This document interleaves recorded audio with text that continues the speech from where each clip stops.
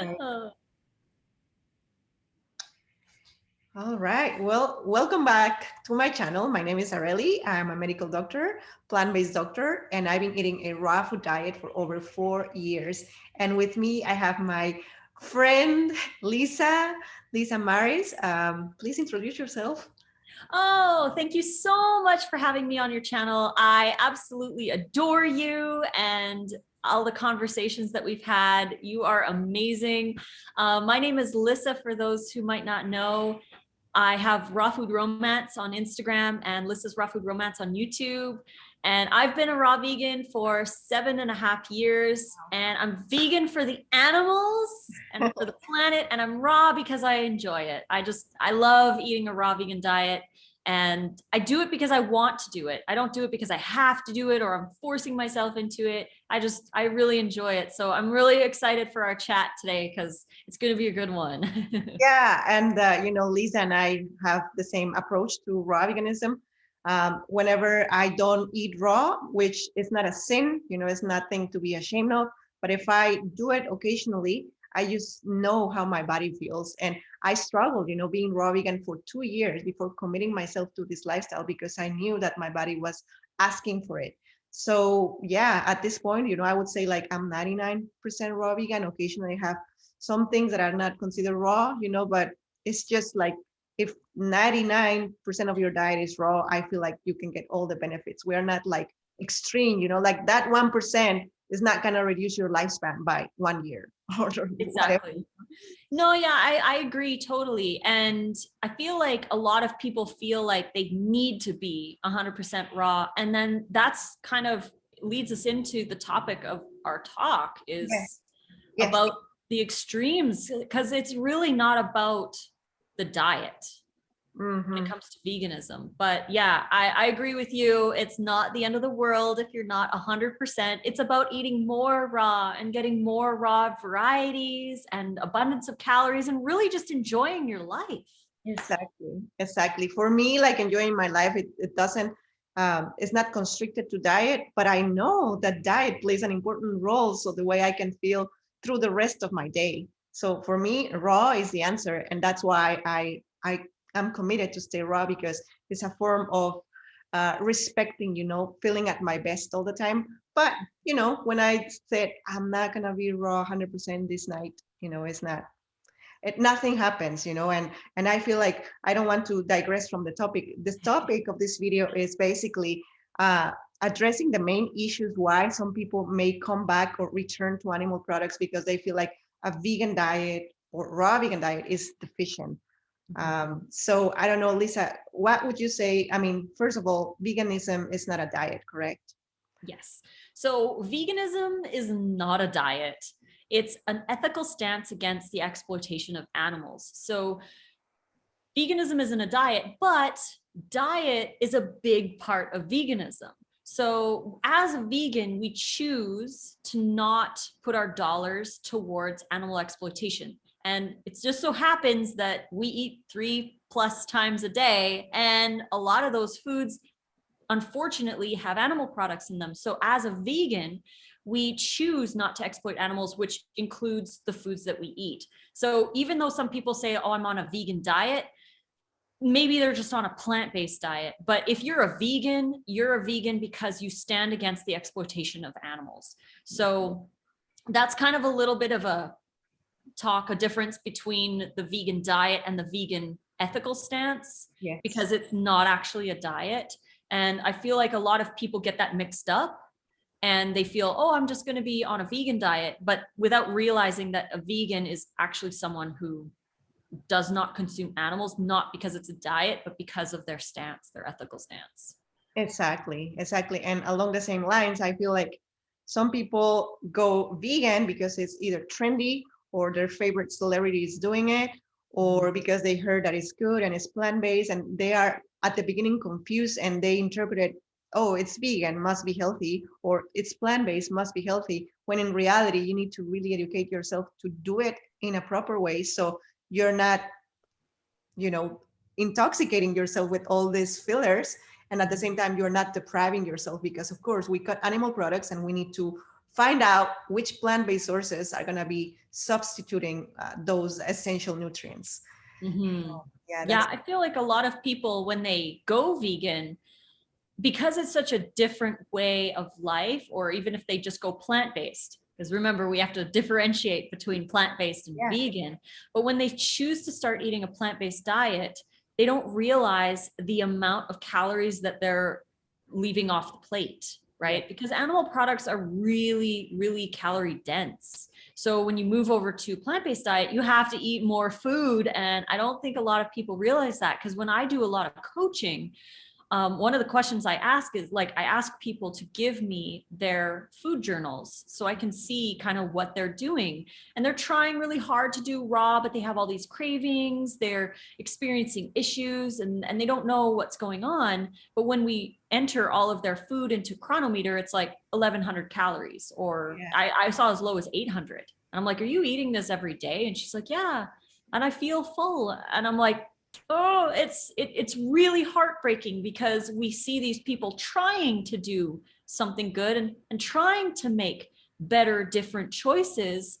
But unfortunately, the behaviors with the food aren't aligned, and they end up with issues later on down the road due to restrictive behaviors. Which take us to the first point, why people may consider abandoning this lifestyle, whether they're just new into it or maybe they've been doing it for a few months or years, because this is fundamental. If we understand that the volume and nutrition required to fulfill our needs, nutritional needs, is big compared to what we used to eat before, I feel like that's the main point, right? Under eating, like you mentioned in your coaching. I have had people consulted me, and same thing. They say, okay, let me know what you eat during the day. And they say, well, this for breakfast, this for lunch, and this for dinner. And I do it like in person.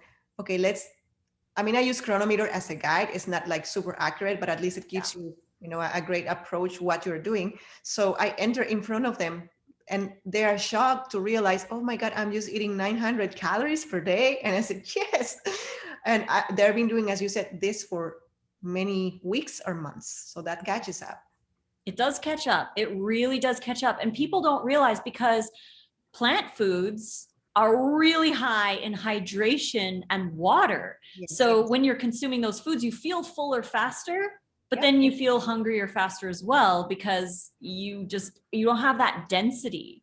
Unless you add like cooked vegan foods. And again, like, we're not like raw is law. If you want to eat cooked food, or you need to eat some cooked food to like substitute those calories, go for it. The goal is to eat more raw and still to be able to maintain a plant-based or vegan lifestyle. If veganism is your ethical stance, then in order to maintain that, you have to maintain your own body fuel levels. Like, you can't go long periods without eating enough. It's so vital. And that's why I share so much on my page about eating. Make sure you eat, because I don't think a lot of people realize how much. I remember one time Nate and I went over to a friend's house, and they do raw, that like they're in the community and they know about raw and how much to eat and stuff.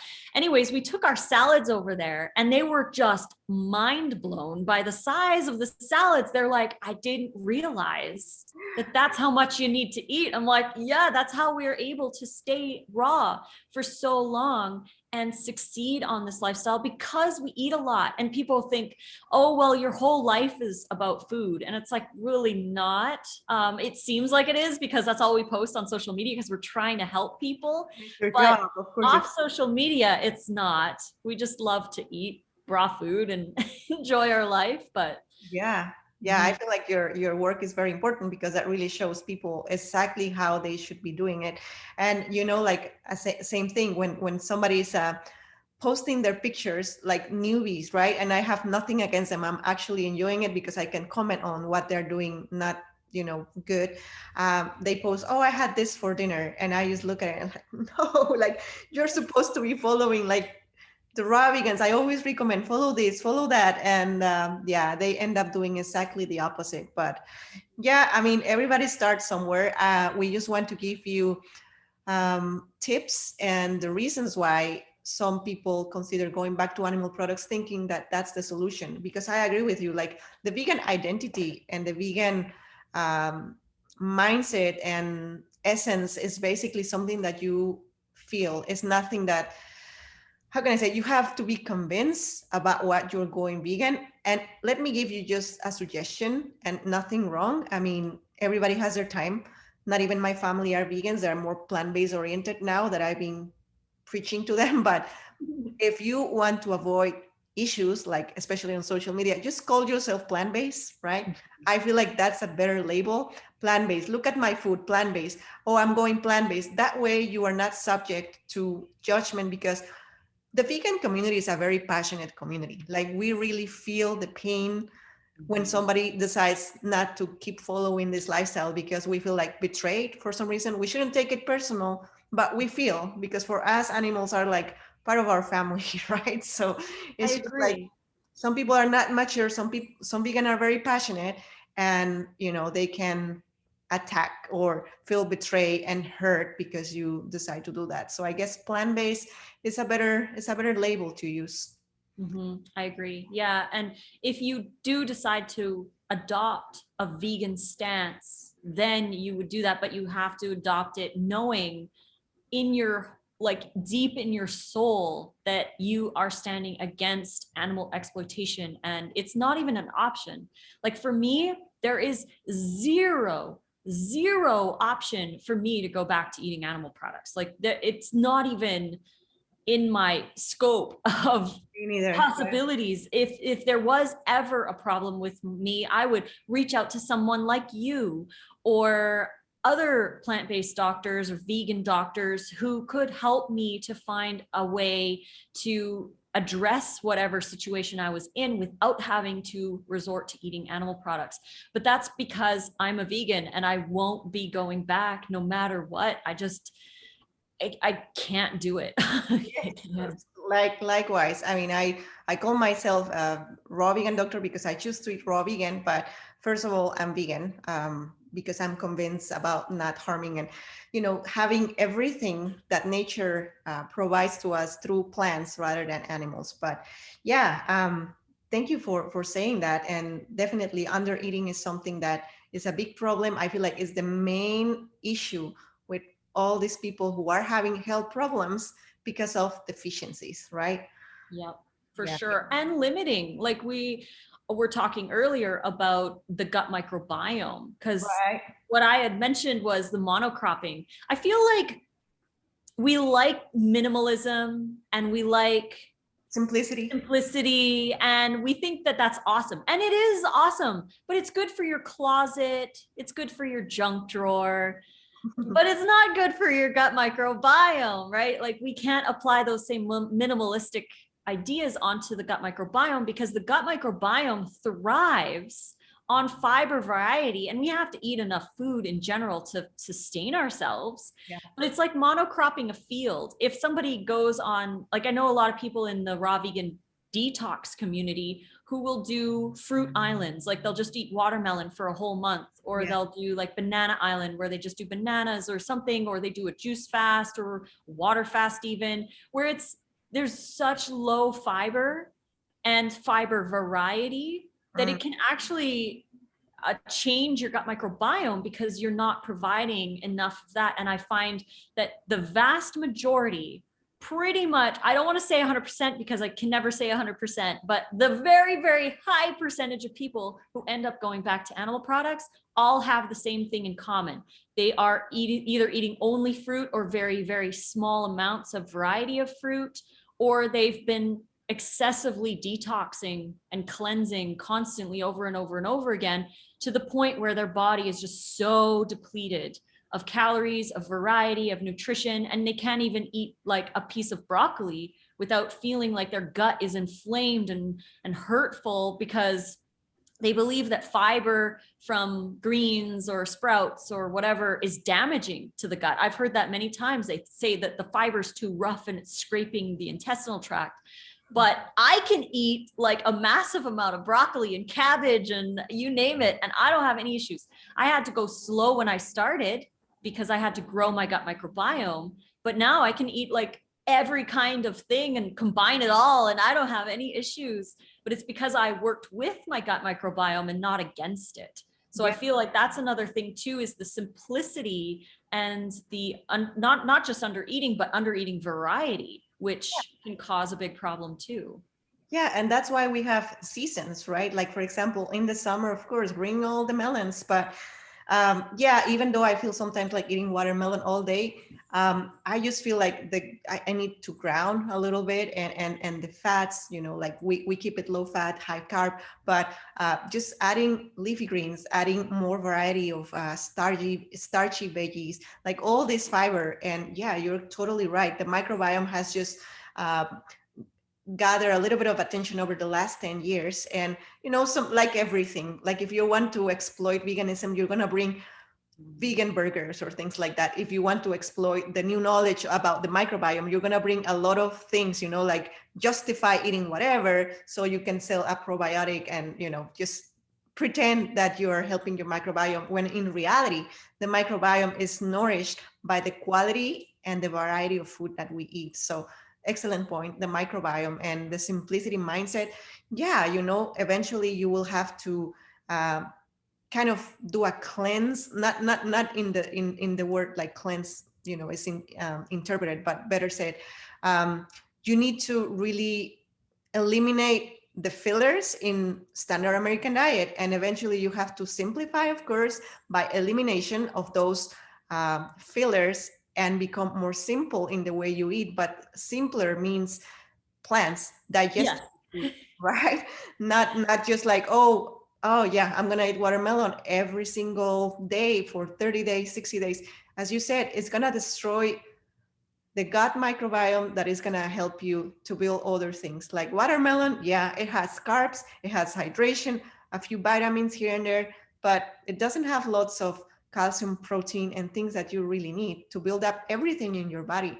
So yeah, excellent point, the microbiome.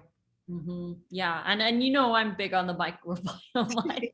I feel like the variety is seriously lacking in the raw community, and that's a big issue. I mean, Nate and I just got our gut microbiome tests done in December. Right. And our average, like the average score that this company gets is 62%.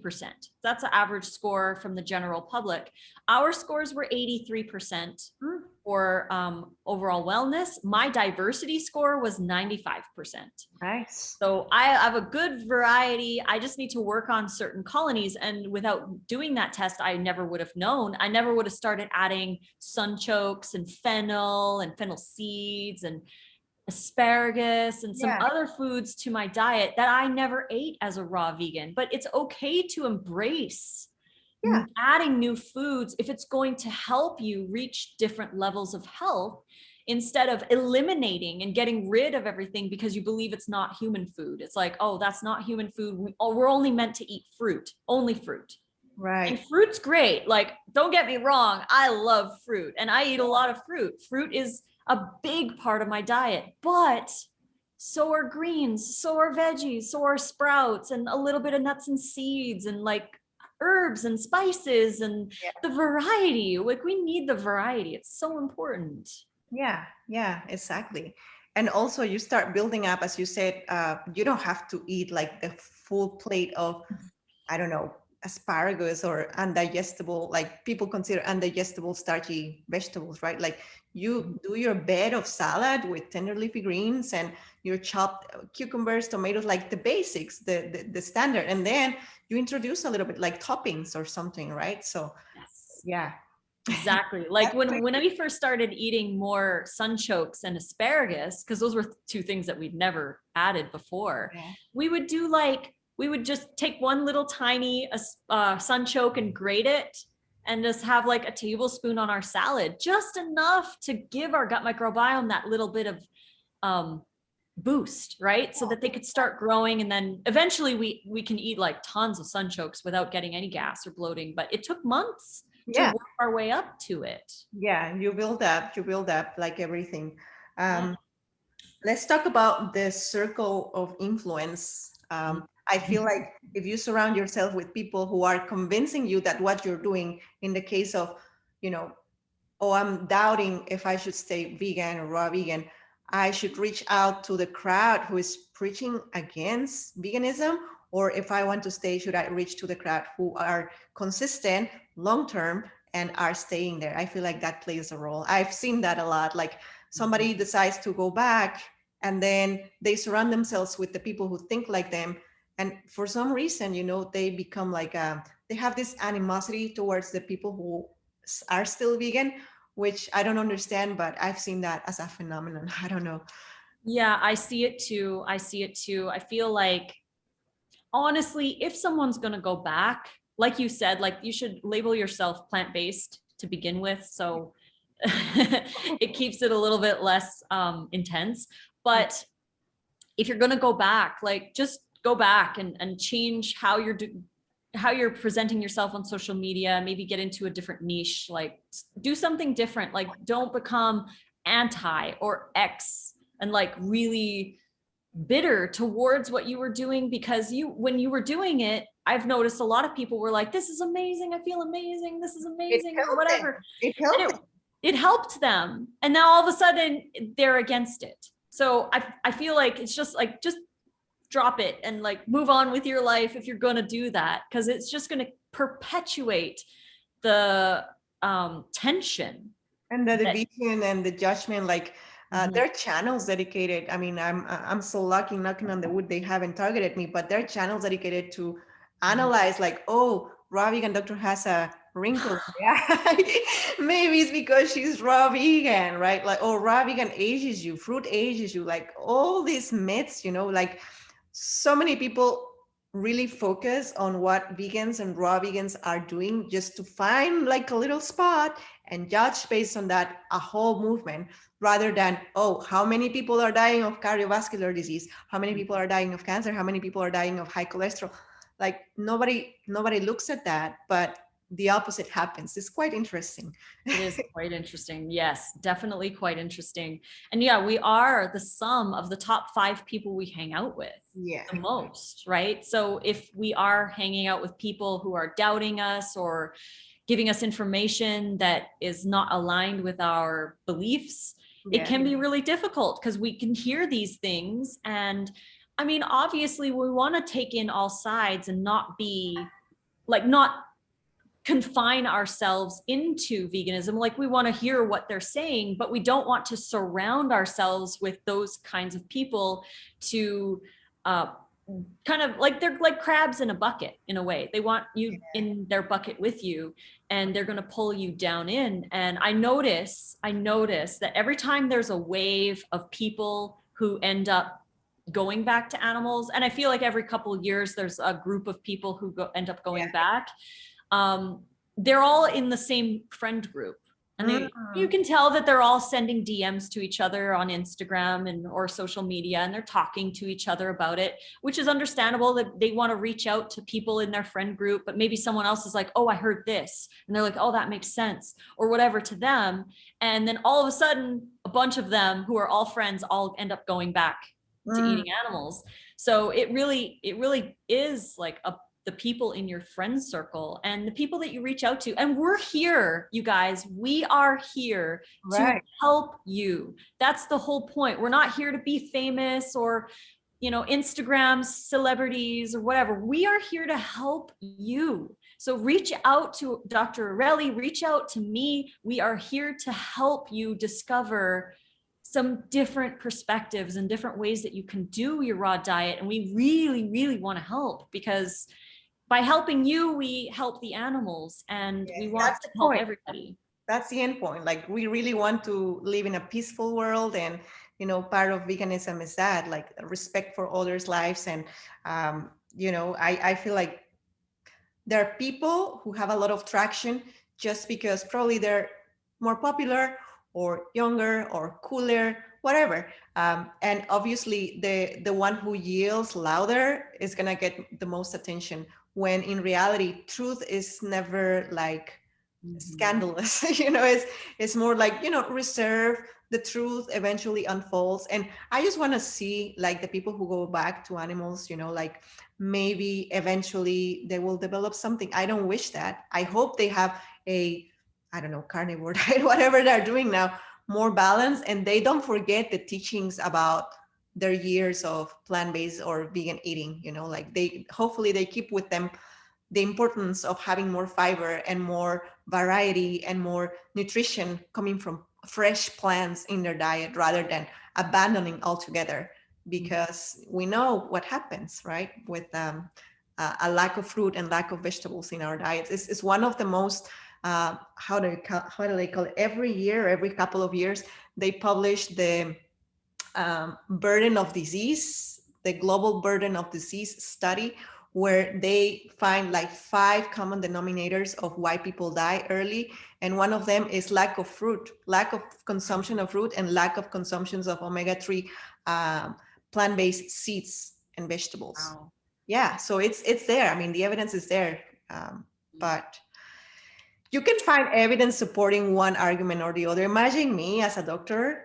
There are carnivore doctors, there are paleo doctors, there are keto doctors, but they're plant-based doctors. So at the end of the day, you can argue about which diet you support, but I guess the truth is only one, and eventually the time will tell you which one you should follow, I guess. Yeah. And also, just even though there's carnivore doctors, and even though there's paleo doctors, and even though there's vegan or plant-based doctors, what are your ethics? Right? Like, what are your ethics? Just because a doctor does a carnivore diet doesn't mean that you should. If you don't believe in supporting animal exploitation, then it would make sense that that's what you would devote your choices to, because it really boils down to your ethics and how you feel against those. Because I mean, I've seen vegan people get sick, and I've seen carnivore people get sick. I mean, yeah. there is somebody I won't mention, but I remember seeing a post of somebody who follows a carnivore diet, young. I feel they're in their mid-30s, fit, really like aesthetically fit, and they went to the doctor and their neck artery was like 95% blocked. Of course.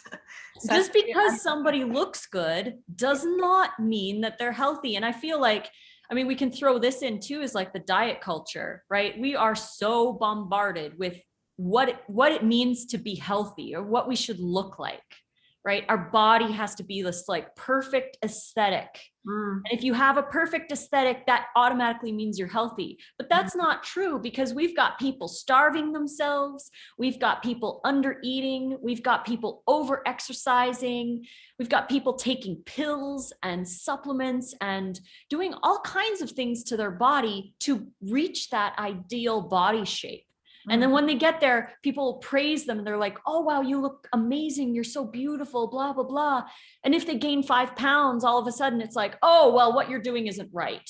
But it's like, oh my gosh, like, let's look at your blood tests. Let's get your microbiome test. Let's see what's actually going on inside your body. You can't just go by the outside. Yeah. Let's see if you rely on coffee just to keep yourself alert. Let's see how much you have to sleep just to wake up from the lethargy coming from eating like a greasy, high protein meal from animal products. I mean, I totally understand that, because I did Atkins before going plant-based. I had overweight during my internship year, and I approached a doctor that, by the way, she prescribed me an Atkins diet, which is similar to paleo, animal protein 3 times a day, just a little bit of veggies, no fruit. And I mean, I don't know how I survived. Of course, it helped me to lose weight, because obviously it's a reductionist approach, like every other diet, right? The keto diet, reductionist. You eliminate the junk, and obviously your inflammation falls down, and you associate that to, oh, the animal fats. No, it's the elimination of everything else. Paleo diet, same thing. You eliminate carbs, which is, there are bad carbs, like processed refined sugars, of course. And now you're eating a more clean diet, and that's what makes you feel better, but it's not the meat. Some people use the hashtag meat heals. It's not the meat, it's just the simplicity that you're giving to your body to digest a single macronutrient, which is protein. But yeah, I can relate totally. When I was on the Atkins diet, 1 year, I survived that. I don't know how I did it. Well, I know. I drank coffee 3 times a day, used to feel alert. Yeah, definitely. I lost a little bit of weight. I didn't look great. The coffee really dehydrates you. I didn't have energy. I don't know. It was like I feel like floating. I never feel like completely satisfied. I didn't feel hungry, but I didn't feel satisfied. I don't know how to explain it. Yeah. And I mean, I've tried all of them, like omnivore. I never ate standard American. I ate more Mexican standard diet when I was growing up, which is very similar to standard American, probably less unhealthy. Then I passed through Atkins and vegetarianism, cooked veganism, high raw, and now fully raw, high carb, low fat, variety of fruits and veggies.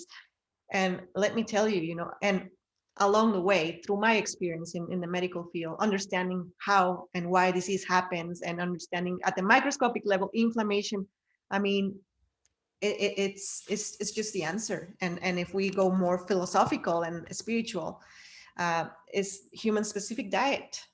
Mm-hmm. No, I agree with you totally. It's definitely something that people don't really realize either. And we can talk about this too, is our ancestors. I feel like a lot of people appeal to ancestry. Like they'll say, our ancestors did this and our ancestors did that, and we should be doing it as well, without realizing that I don't think a lot of people would really want to live the way our ancestors did. I think it's glamorized and romanticized what our ancestors did, and we want to go back to the simplicity, because I mean we live in cities and there's so much noise and there's so much technology and all this stuff. We want to go back to nature, and going back to nature is amazing, but we don't want to go back to a survival state. Like, knowing what we know now, we don't have to go back to that. We don't have to go back to a survival state, and everything that our ancestors did was for survival. Yeah.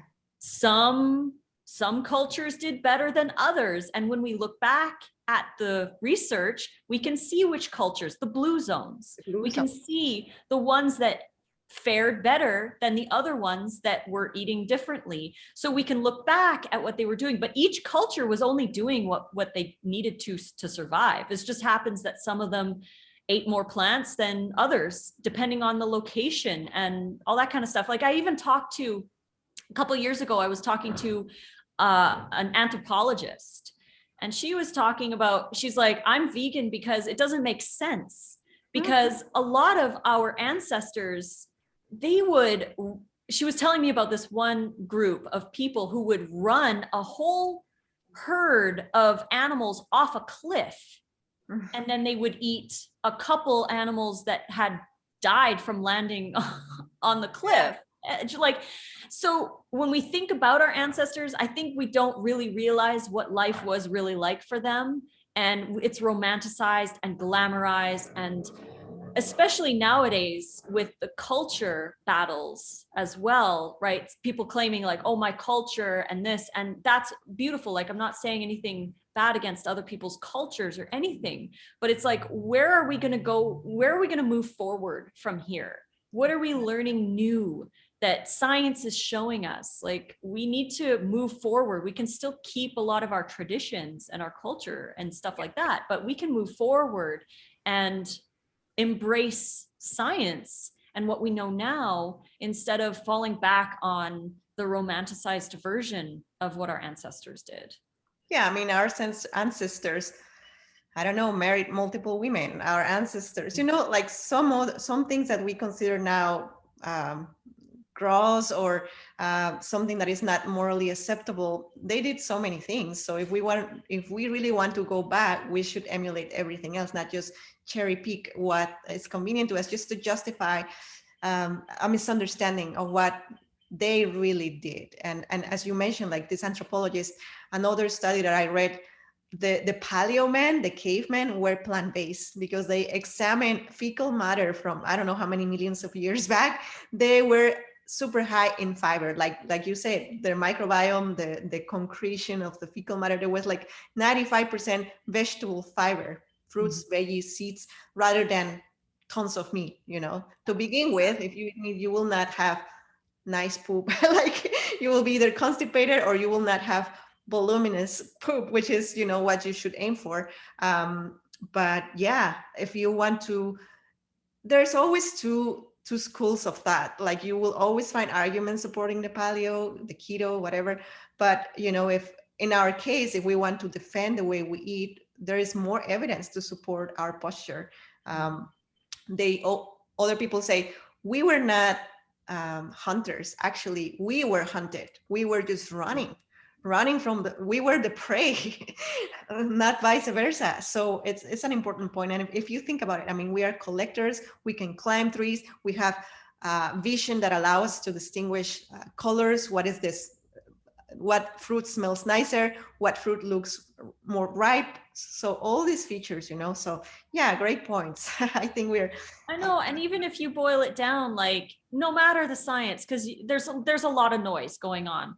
But when it boils down to it, when we talk about veganism being an ethical stance, it doesn't matter what anyone else is saying, because you don't want to harm an animal.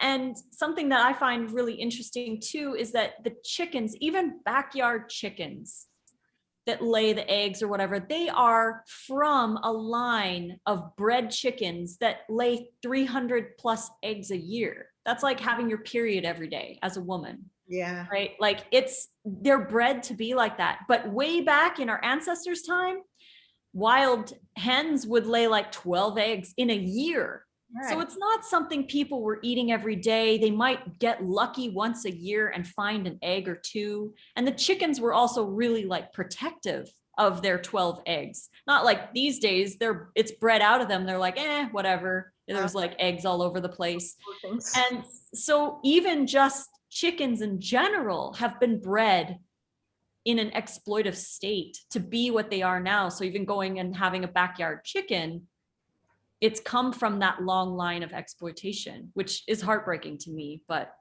yeah, I mean, make total sense. Same. I guess it's the same with cattle. This massive cows that you see grassing or grazing, I feel like they're a little bit too big. Maybe they were not supposed that big, but yeah, there's lots of hormones in meat. I mean, touching base on hormones and vitamins, I feel like those cows not only get injected with growth hormones, but also, one of the arguments of people who go back to animal products is that the plants don't have everything we need, especially essential nutrients or vitamins. And of course, let's understand what vitamin B12 and vitamin D are, because those are very important nutrients that you don't find at the moment in our industrialized modern agriculture. We don't find it in plants, but the vitamin D is obtained from the sun. If you get enough sun exposure, your cholesterol in your skin converts through the UV light those cholesterol molecules into vitamin D, active vitamin D.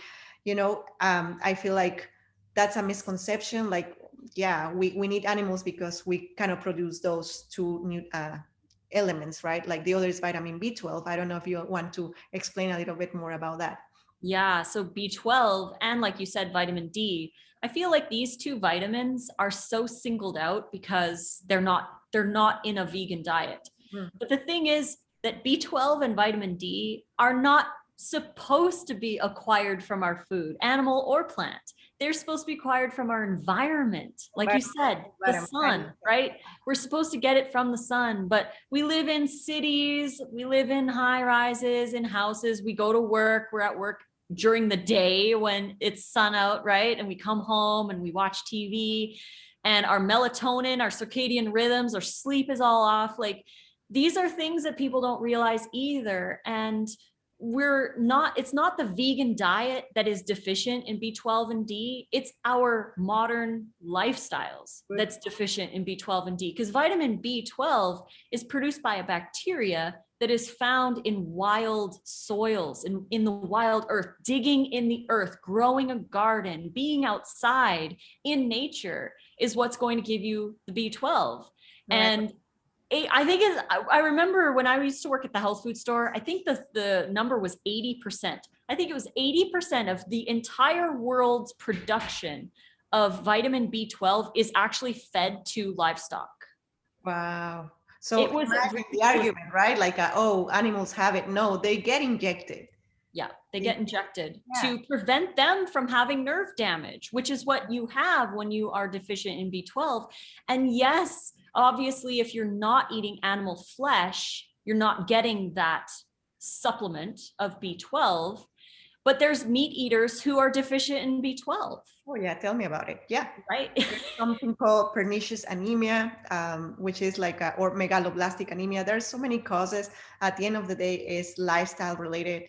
or some are very rare genetic deficiencies of an enzyme or some ligand in your cells or something like that, like intrinsic factor, et cetera, et cetera. But that's like less than 1% of the population. So justifying going back to animal products just because plants don't have vitamin B12 is like, you cannot win that argument, because the same happens with livestock. They wouldn't get their vitamin B12 if they were not injected. Same thing with veganism. Like most of the vegan products that we find in the stores get supplemented. The cereals, the vegan cheeses, meats, etc. They get supplemented.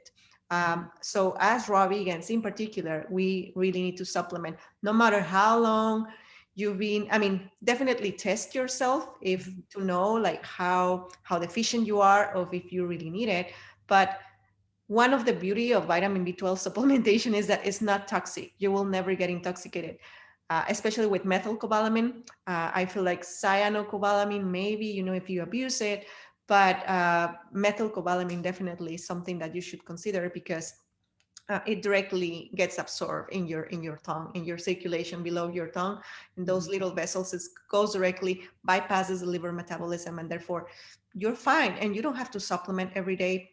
I just encourage as much as I can the vegans who are suffering from depression or anemia, or some people have strokes, unfortunately, in our community, and everybody's trying to find out why strokes. Well, because vitamin B12 is necessary to keep the homocysteine levels low. So just don't quote me on this. I think it's homocysteine has to be low, maybe high, but I think it's low.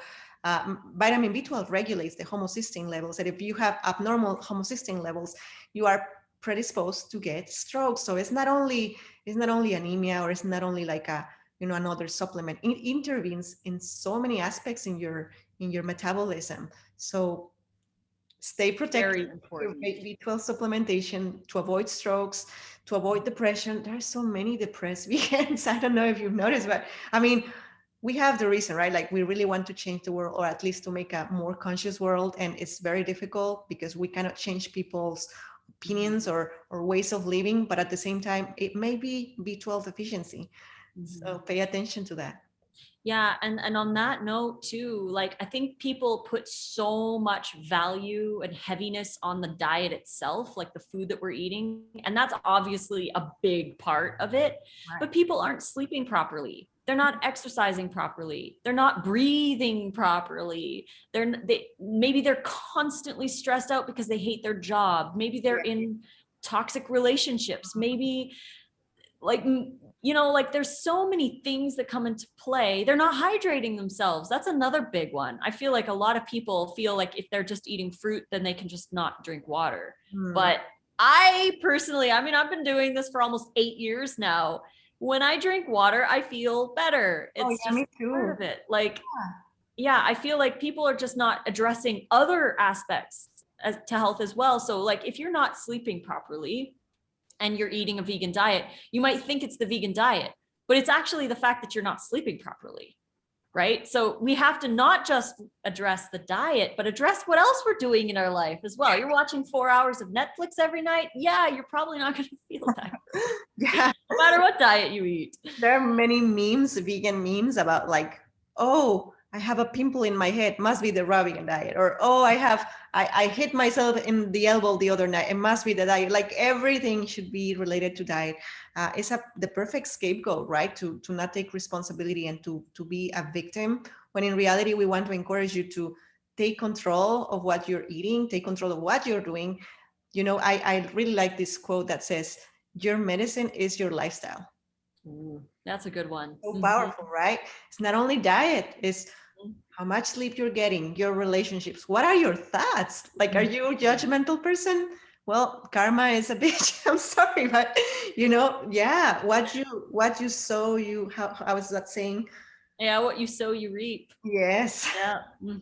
I know our thoughts are so incredibly powerful, and it all works together, right? Like you can't eat a perfect, quote unquote, perfect diet, but then not sleep, right?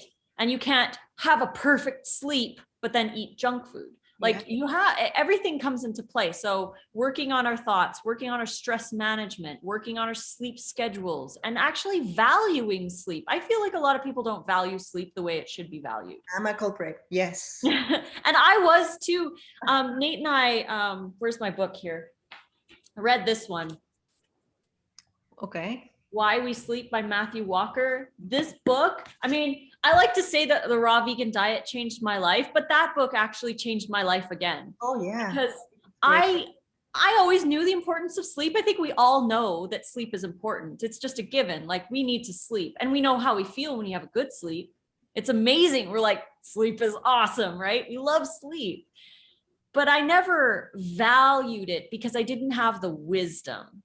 The wisdom is the knowledge and practice, right? So like you take the knowledge, you have to actually do something with the knowledge, right? Yes. Work on your sleep schedules. So Nate and I, for the last almost 3 months now, we've been really diligent with going to bed at 9 o'clock.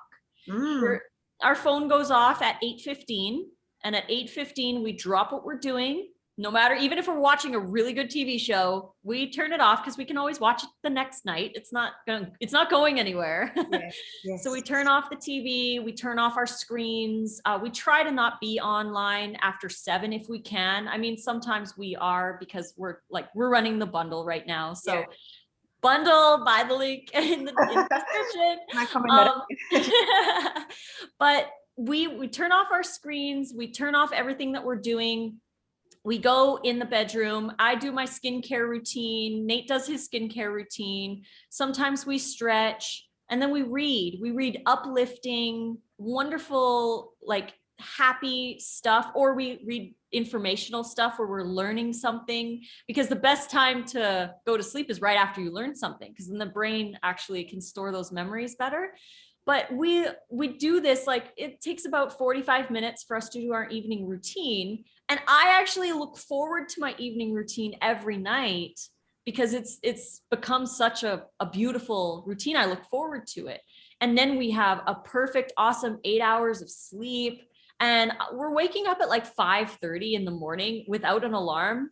And then we get up and we go outside, we do our 1.5 hour walk, we get our 10,000 steps in before it's even like 8 o'clock in the morning, and we're eating earlier, we're getting more calories in as soon as we wake up, we're fueling our walk, and our days are just like, I'm like, why didn't I do this earlier? Like, I'm way more focused, I have way more energy, and I've been doing this like the raw diet for 7.5, almost 8 years.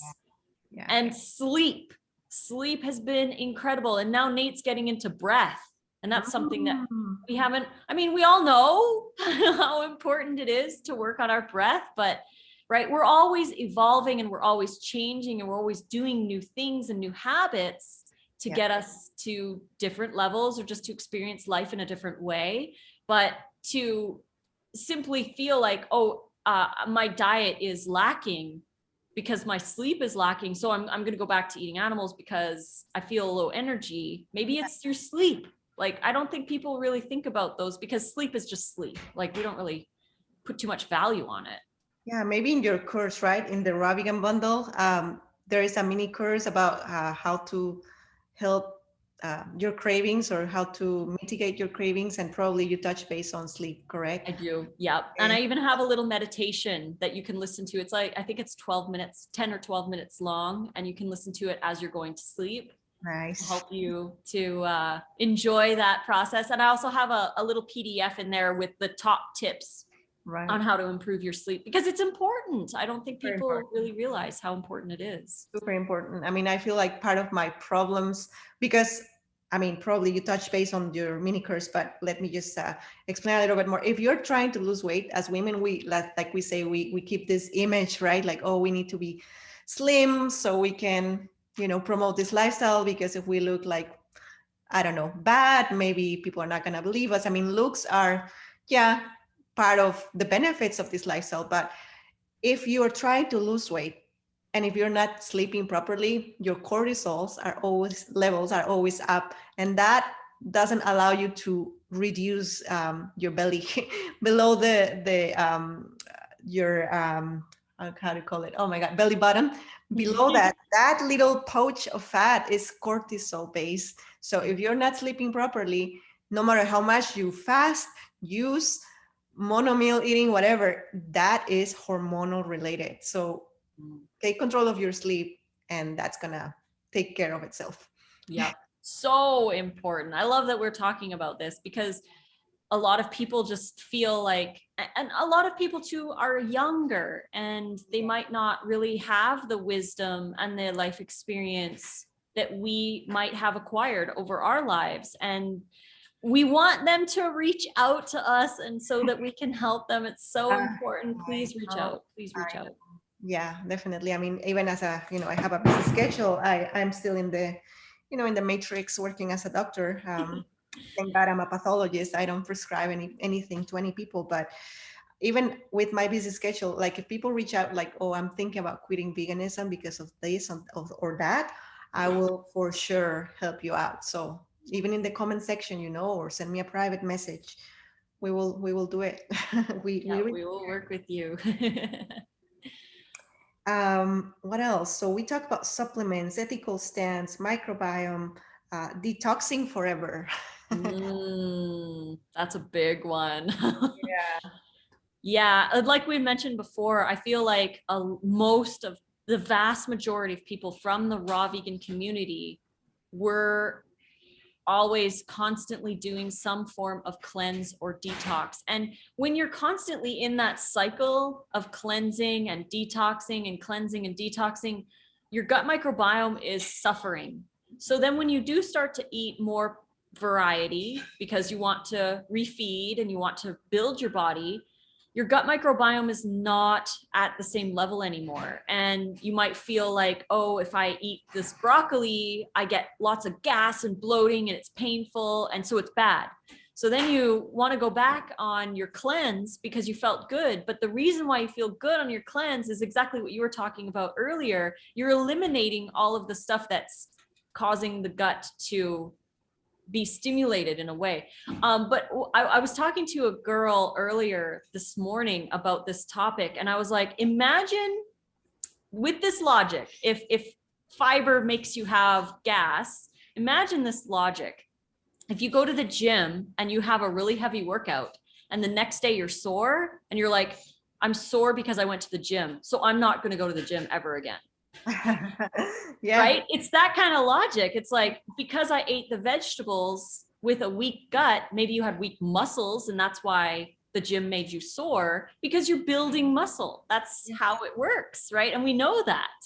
But in order to build a gut microbiome, you have to eat the fiber. Just go slow, like at the gym. You're not going to go to the gym and suddenly start lifting 50 pounds with weak muscles. You're going to start with the 5s. Right. And then you're going to work up to the 10s, and then you'll work up to the 12s, right? And you're going to work slowly with your muscles.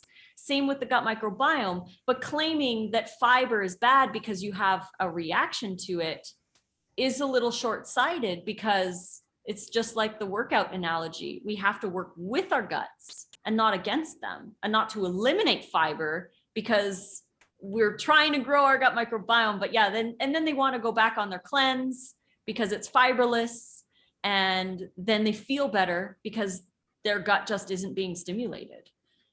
Such a great analogy that about the gym. Yeah, so on point. And I like that approach. Like, let's build our microbiome. Let's make it stronger by incorporating all this variety of vegetables and fruits, because, it's I feel like if you want to plant a seed in the sand on the beach, there is no sustenance. There is no structure to support the growth of a seed. You will not grow vegetables in the sea, in the beach. You won't, because it's so soft. There is no sustenance. So when you build a microbiome, you have like the soil similar to a compost, and the compost has everything you need for that seed to grow. So it's exactly the same with nutrition. We will not assimilate the same raw vegetables and fruit if we don't have build up that microbiome, who is very strong and ready to digest all of that. And it's a very underestimated organ. Actually, some authors consider the microbiome another organ in the body. I agree. Yeah, the skin is the largest organ. Yes, but the microbiome has the bigger amount of living organisms and they outnumber us. Imagine that.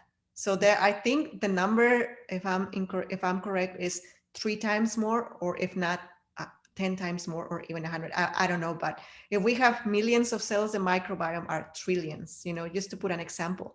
Some people call it the gut is our second brain. Gut meaning our digestive tract, lined by all these bacteria, parasites, viruses, fungi, benign, benign. They allow the digestion of all these variety of fruits and veggies and seeds, etc. But at the same time, cover our lining so the pathogenic microorganisms do not grow. So candida issues, things of that nature. So let's build our microbiome. Let's not just constantly cleanse, because you will never be 100% clean. That's why we have our liver. That's why, you were mentioning breathing.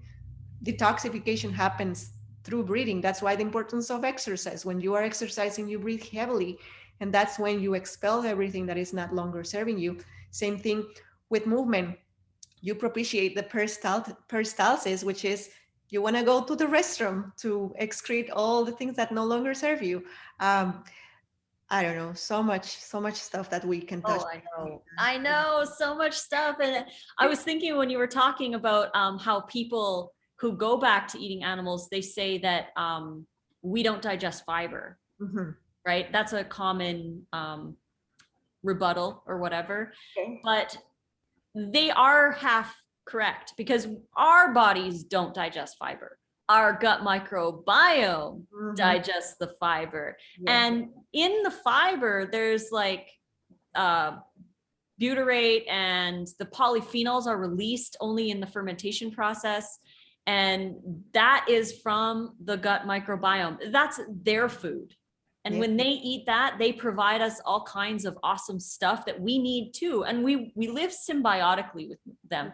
And I feel like it's interesting to me when I see people going on really long juice fasts and they're like, I'm nourishing every single cell in my body. And I'm like, well, you're missing over half of them because they live on fiber, right? And I know there's a little bit of fiber in juice, like soluble fiber, but they want all of it. They want the whole food.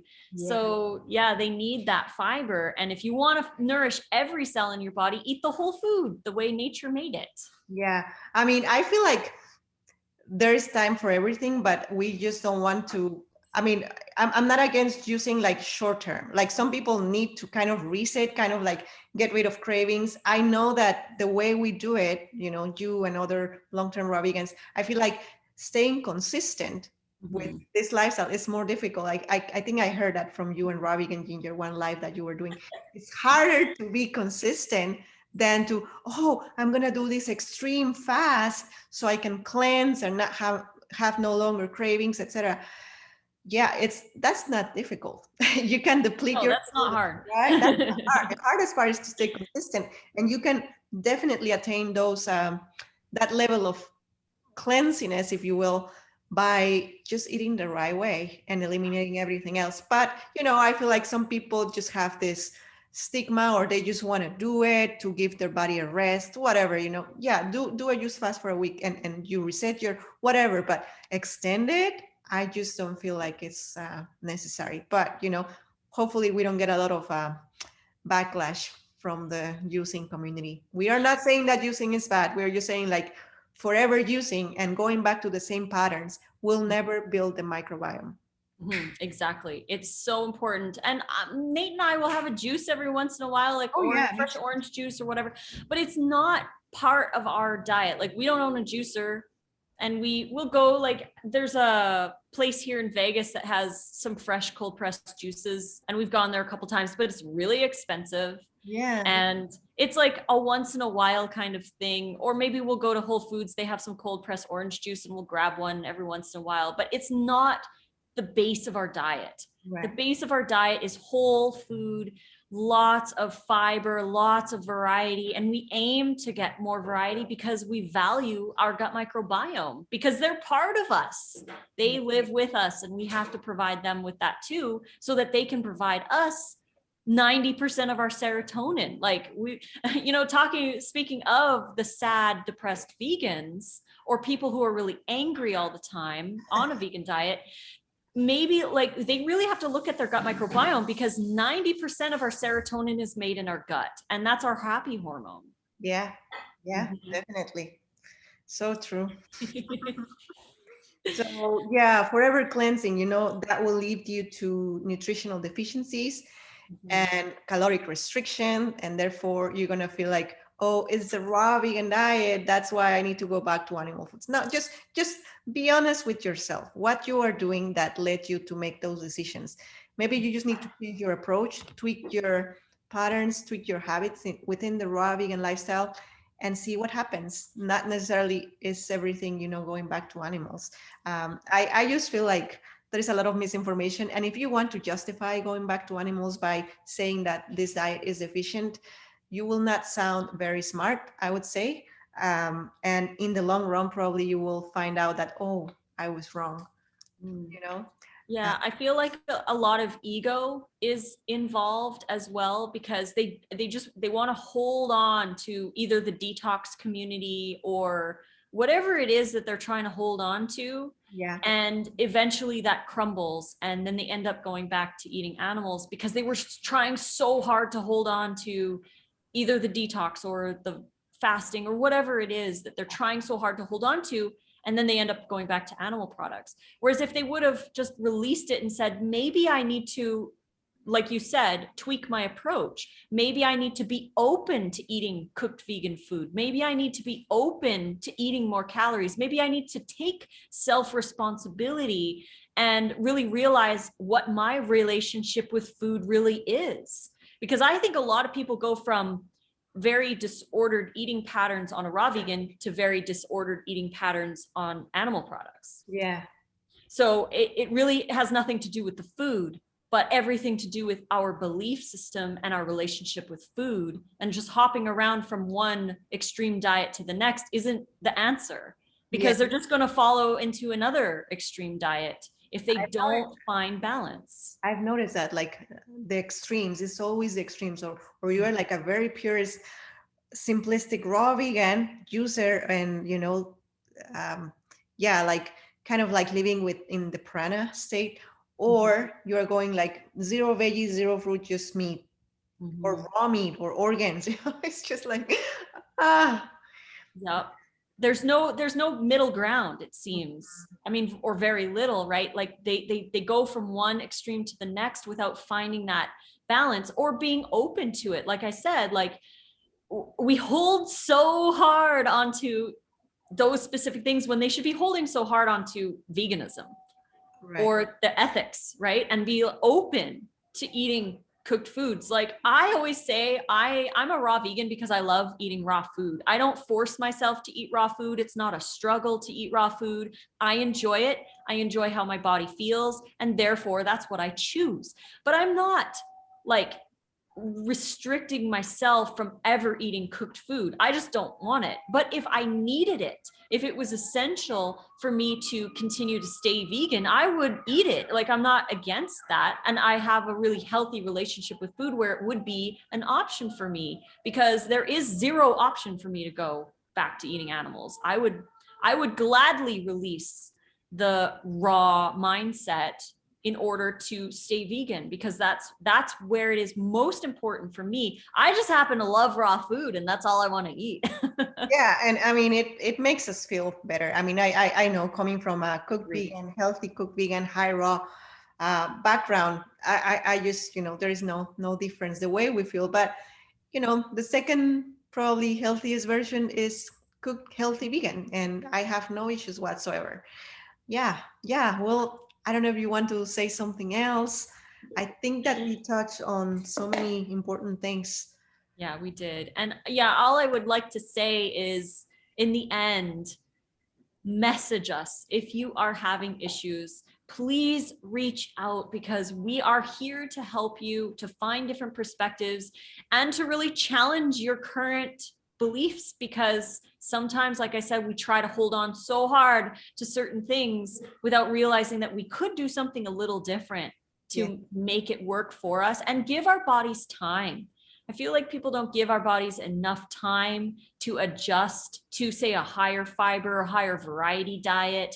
And it's like they eat one thing and they're like, oh, it doesn't work. Just like sleep, for example. It took Nate and I like 2 months of consistently going to bed at 9 o'clock before we really noticed the benefits. Yeah. It was 2 months. And a lot of people don't want to wait 2 months. They're like, they do it for a week and they're like, whatever. It didn't really make a difference, but you got to stick with it. And I don't think people give themselves as much time with the new changes that they're doing, right? Because maybe they've been raw vegan for 3 years and they're like, I'm feeling like I need to go back, but they're not willing to do certain other things instead, like add other foods to their diet or work with their gut microbiome or get tested, get their blood tested, get their gut microbiome tested, get their omega-3s tested, get these things on point before making a choice based on what other people are saying or what they think, because they're trying to hold on so hard to those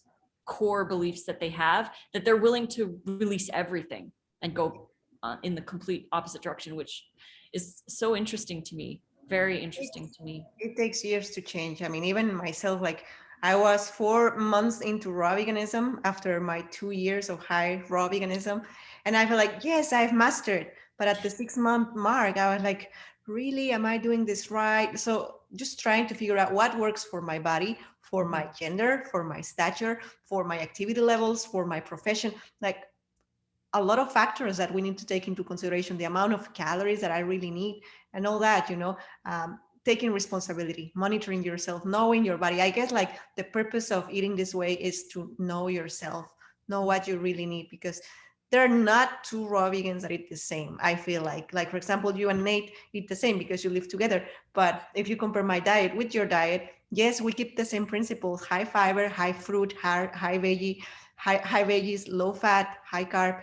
But I don't know, today I had a plantain. You probably eat plantains on the weekends, so it's just, trying to find your way. But if you need help, reach out. Yeah, definitely reach out and take care of yourself. Be gentle with yourself, Yes. Nourish yourself, and please know that you're worthy of nourishment. I feel like so many people don't feel like they're worthy of eating enough, or they're scared to eat more, and they're stuck in diet culture, believing that they need to restrict or eat simply. Just know that you are worthy and you are enough and you deserve to nourish your body. Yes. Well said. All right, so let's talk about the bundle. I feel like what you're doing with Chris is super important, because I would love to have this option when I was transitioning to raw veganism. I would have avoided lots of mistakes, falling off the wagon when I was transitioning. I feel like this is an important resource for anybody who is considering going more raw or committing to a raw vegan lifestyle. So what is in the bundle, Lissa, in a nutshell? Oh, in a nutshell. Oh my gosh, there's so much good stuff in the bundle. So you contributed a recipe to the group book. You have 2 actually in the group book. So there's an exclusive group collaboration by all of us raw vegans. We all got together and we made a special exclusive raw vegan potluck recipe ebook, which is only available in the bundle. It will not be available anywhere else. So definitely go check that out. The link in the description box below. But we also have, there's 36 items, including that exclusive book, my brand new, and by the way, everything in the bundle is unreleased. So it's all brand new. We made brand new content just for this bundle. My new Checkmate Your Cravings mini course. I think there's over 30 videos. There's 5 meditation videos. There's over 200 pages of information all about cravings and how to deal with them. My husband, Nate. Like at $200 or $300, right? And it's in the bundle for $49. And it's only 1 mini course out of how many? I mean, there's 36 items in there, including Nate's Sprouts, Krauts, and Microgreens course. I think there's like 5 or 6 hours worth of content in there. He teaches you how to grow sprouts in your home, how to ferment vegetables like sauerkraut and carrots and all kinds of stuff. He's got some recipes in there too. And then how to grow microgreens all different kinds, how to grow amaranth and pea and sunflower right in your own office. He's got the whole mini course. And yeah, all of the mini, like everything that you're getting in the bundle is $49. Just one payment of $49. You get everything, including the exclusive book, my course, Nate's course. There's a course from Karen Ramsey on healthy hormones. Everything is raw. Everything is new and everything is yours for $49. You click the link and go check out all the goodies, because Chris Kendall has his new summer meal plan. There's a raw vegan sushi course in there. There's a course from Rennie and Jesse called Raw Vegan Solutions, which would be a really helpful addition to this video. If people are having issues on a raw diet, their mini course is so good. There's so much information in there. Matt has a 21-day transformation program. There's incredible, all the stuff that's in there. A lot of value condensed in, in a digital format for $49 and only lasts until the offer finishes on April 11th, correct? Yeah, April 11th at midnight Pacific time. It will be gone. So, and you won't be able to get this bundle like this again. Every time we do the raw bundle, there's always new stuff. Right. So if anyone likes this bundle, now's the time to get it, because you'll never be able to get this bundle again. Yeah, it sounds amazing. I mean, even myself, I need to learn Nate's course because, people are worrying about food shortages and all that stuff. What a better way to not having to suffer even if you live in an apartment, you can grow your own greens, you can ferment, you can, I am doing sprouts. So yeah, there are different solutions for sure. Definitely. It's worth it, you guys. Go grab it, click the link below, and you'll be able to find all the stuff. Plus, if you're listening to this during the bundle, you can go to the website, click the link, go to the website, and at the top, there is an option for the menu where you can see all the lives that are happening right now. It's kind of like a big online festival. We're going live with each other on Instagram and on YouTube, and there's food demos and talks and all kinds of good stuff. So go check it out. Even if you just come for the lives, come and learn. Yeah, definitely. And check out all the authors. All of them are long-term, serious, responsible, raw vegan who have been thriving with this lifestyle for many, many years. I mean, I'm kind of like a newbie. I'm 4 years and 3 months in this lifestyle. I've been high raw before and cooked vegan before, but people who have been doing this for 10, 20, 30 plus years, and they write and put all their knowledge and condense it in this little package for you, which is full of wisdom and knowledge. So check it out. Go to the link in bio, go to the description box and purchase it before April 11, 2022. Awesome. Oh, this was such a good conversation.